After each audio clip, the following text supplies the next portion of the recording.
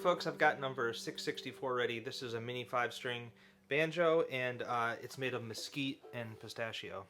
So yeah, this mesquite comes from a builder who retired from the Texas area, and so I bought his stash, and I have a little bit of this mesquite. I think I have one more rim and one more neck if somebody likes it. So that's a local wood to that area, and it's been fun to use it up here as well. It carves and kind of looks like mahogany, but it's way harder and stiffer, denser wood.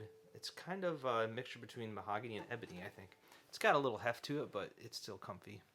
And then we've got pistachio for the fretboard and head plate, and the rim cap here.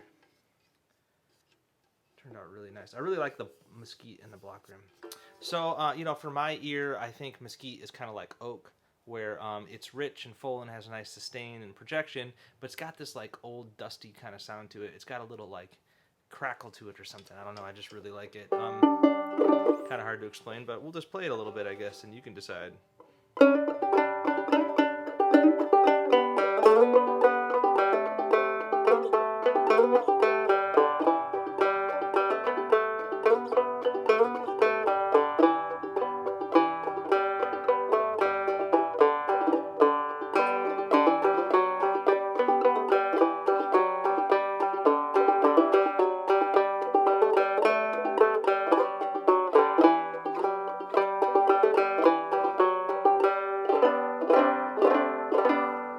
Yeah, and this is tuned. This has got the thicker strings. It's tuned down to open G, and I actually like these tuned up one whole step to open A myself, but it works either way.